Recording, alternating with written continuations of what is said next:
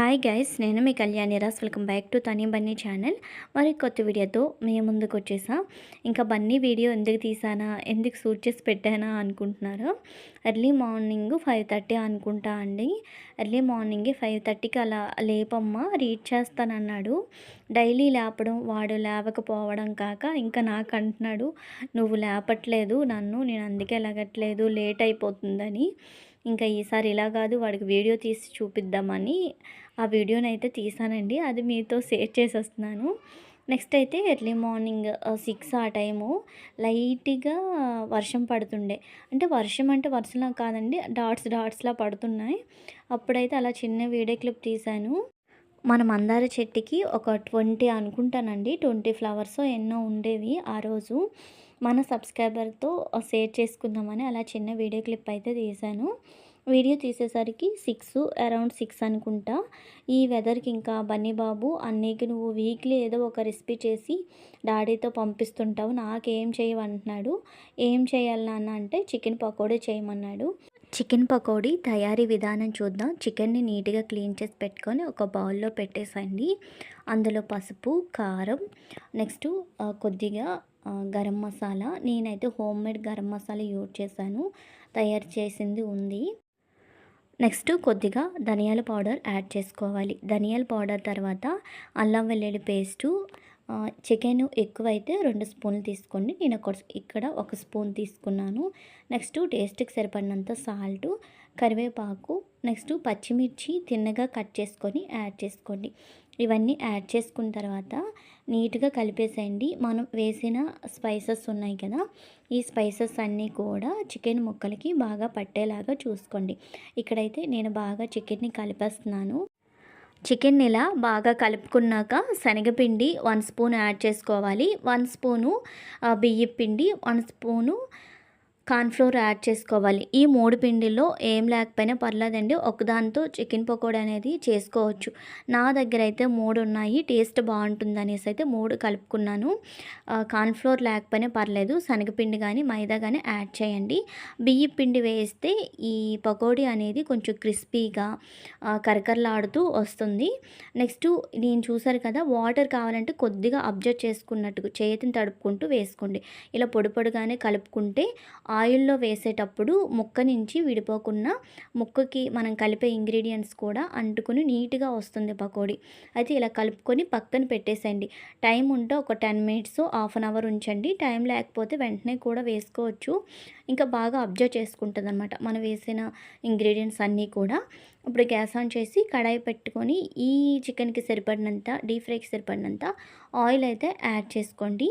Oil బాగా heat అయిన తర్వాత మీడియం ఫ్లేమ్లో పెట్టుకొని ఆ చికెన్ అయితే డీప్ ఫ్రై చేసుకోవాలి. ఇప్పుడు కొద్దిగా ఆయిల్ అయితే హీట్ అయ్యిందండి. ఇప్పుడైతే చికెన్ని విడివిడిగా ఒక్కొక్కటి తీసుకొని మనం పకోడీలు ఏ విధంగా అయితే వేస్తామో అలా విడివిడిగా వేసుకోండి. చూసారు కదా, ముక్క నుంచి ఎక్కడ కూడా మనం కలిపే పిండి అనేది డివైడ్ అవ్వట్లేదు, నీట్గా ముక్కకు అంటుకొని నీట్గా వస్తుంది.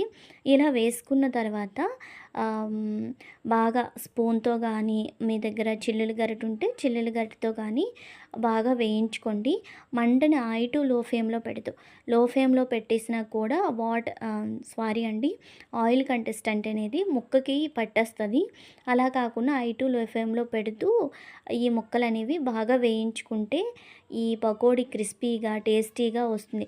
నేను వేసేది చూసారు కదా, నేను కలిపిన క్వాంటిటీలో మీరు కలుపుకుంటే ఆ చికెన్ పకోడీ అనేది ఇలా టేస్టీగా ఉంటుందండి. మెయిన్లీ చూసారు కదా, ఎక్కడ ఆయిల్ నుంచి పిండి అనేది స్ప్రెడ్ అవ్వకుండా విడివిడిగా చాలా బాగా వస్తుంది. చికెన్ ఇలా ఈ కలర్ వచ్చినంత వరకు వేయించుకోండి. ఈ కలర్ వచ్చినంత వరకు వేయించుకున్నాక ఒక ప్లేట్లోకి అయితే ఇప్పుడు తీసుకుందాం. నేనైతే ఒక ప్లేట్లోకి తీసుకుంటున్నాను. ఈ కలర్ వచ్చేంత వరకు వేయించుకొని, నేను అసలు యాక్చువల్లీ సౌండ్ కట్ చేయకూడదు అనుకున్నానండి. సౌండ్ ఏ విధంగా వస్తుందని, కరకరలాడుతూ చాలా టేస్ట్ ఉంటుంది. ముక్క లోపల కూడా చాలా బాగా కుక్ అవుతుంది. మీరు ఇంకా కావాలి అనుకుంటే పచ్చిమిర్చి లాస్ట్లో, పచ్చిమిర్చి కానీ జీడిపప్పు కానీ ఉంటుంది కదా లాస్ట్లో గ్రేవీలో కలిపేసి డెకరేషన్ వైజ్గా, నెక్స్ట్ టేస్ట్ వైజ్గా కొంతమంది తినాలనిపిస్తుంది పచ్చిమిర్చి, అవి అలా వేసుకుంటే బాగుంటుందండి, చాలా టేస్ట్ ఉంటుంది. నెక్స్ట్ అయితే ఇక్కడ రెండో వాయి కూడా వేసొస్తున్నాను. ఆ రెండో వాయి అనేది పూర్తిగా వీడియో క్లిప్ అయితే తీయలేదు. ఇలా తయారు చేసుకోండి. ఇలా వర్షం పడేటప్పుడు సాయంకాలం టైంలో తింటే సూపర్ ఉంటుందండి. చికెన్ పకోడీ వచ్చేసరికి ఈ వర్షాకాలం కదా, మెయిన్లీ సాయంకాలం టైంలో వర్షం పడుతుండేటప్పుడు చికెన్ పకోడీ అయితే ఇలా తయారు చేయండి. పిల్లలకి స్నాక్స్ వైస్గా, పెద్దోళ్ళకి కూడా స్పైసీ వైస్గా ఆ వర్షంకి ఈ కాంబినేషన్ బాగుంటుంది. ఒకసారి ఇంట్లో తప్పకుండా ట్రై చేయండి. ఎలా వచ్చిందో కూడా నాకు కామెంట్ సెక్షన్లో కామెంట్ చేయండి. ఇంకా మధ్యాహ్నం లంచ్లోకి అయితే ఇటువైపు రైసు, నెక్స్ట్ వచ్చేసరికి ఇటువైపు కర్రీని అయితే పెట్టుకున్నాను. కర్రీ పెట్టుకున్నాక కర్రీ ఇక్కడ కుక్ అవుతుంది. కర్రీ కూడా ఇంకా ప్రిపేర్ అయిపోయిందండి. కర్రీ ప్రిపేర్ అయిపోయాక అంటే చికెన్ ఫ్రై కోసం తెచ్చారు కదా చికెను, అందులో ఉంది కొంచెం చికెను కర్రీలాగా ప్రిపేర్ చేద్దామని తీసి పెట్టేశాను. అంటే బోన్స్ అవి ఉంటాయి కదా, బోన్స్ లాంటివి, నెక్స్ట్ కొన్ని బన్నీ కోసం మెత్తటి పీసెస్ లాంటివి కూడా తీసి పెట్టాను. ఇంకా బన్నీ బాబు స్కూల్ నుంచి రాగానే ఇచ్చాను. ఎలా ఉంది నాన్న అంటే, చాలా టేస్ట్ ఉందమ్మా, చాలా డిఫరెంట్గా చేసావు అనేసి అన్నాడు. ఇంకా అది డైరెక్ట్గా వీడియో పెడదాము, వాయిస్ అసలు ఆడియో అనేది కట్ చేయకూడదు అనుకున్నాను, కానీ కట్ చేసేసాను. ఎందుకంటే కొంచెం టీవీ సౌండ్ వస్తుందండి. టీవీ సౌండ్ వల్ల కట్ చేసేసాను వాయిస్ ఓవర్ అనేది. నెక్స్ట్ అయితే ఇంకా మా తోటికోడలు ఈరోజు రాలేదు. పిల్లలకి క్యారేజ్ అయితే పెట్టుంది. ఆ క్యారేజ్ అయితే ఇక్కడ వాళ్ళకి బఠానీ కూర అది పెట్టిందంట. మాకు నచ్చలేదు అనేసి అంటున్నారు. ఇంకా మీ పెదనాన్న చికెన్ తెచ్చారమ్మా, చికెన్ ఫ్రై, చికెను కర్రీ చేశాను తినండి అని వాళ్ళకి కూడా ఒక 2 పీసెస్ లాగా వేశాను చికెన్ కూర, చికెన్ ఫ్రై అది. చిన్నదేమో నాకు అస్సలు వద్దు వద్దు అంటుంది. వద్దన్నట్లే అసలు తినలేదండి అది. ఎందుకో మరి అస్సలు ముట్టలేదు చికెను. ఒక బఠానీ కర్రీతోనే తిన్నది. నెక్స్ట్ వచ్చేసరికి ఇంకా ఆ రోజు వాషింగ్ మిషన్ వేసాను. 3 డేస్ అలా అయిపోతుంది వాషింగ్ మిషన్ వేసి. ఇంకా వాషింగ్ మిషన్ వేసాను. పైన బట్టలు అయితే ఆరబెట్టానండి. అదైతే చిన్న వీడియో క్లిప్ తీసాను పైన టెర్రస్ పైన. ఇంకా పైకి మోటార్ కూడా వేసాను పైకి ఎక్కేటప్పుడు. ఇది చిన్న వీడియో క్లిప్పు. నెక్స్ట్ వచ్చేసరికి ఇది ఈవినింగ్ పైన వాకింగ్కి వెళ్దాము, హెల్త్ ఇష్యూస్ బాగా వచ్చేస్తున్నాయండి. డైలీ ఒక 2 అడుగులైనా వేయడం చాలా మంచిది. అంటే సన్నంగా ఉన్నారా, లావుగా ఉన్నారా అనేది పక్కన పెడితే హెల్త్ వైజ్గా మాత్రం 2 అడుగు వేయడంలో తప్పు లేదు అస్సలు.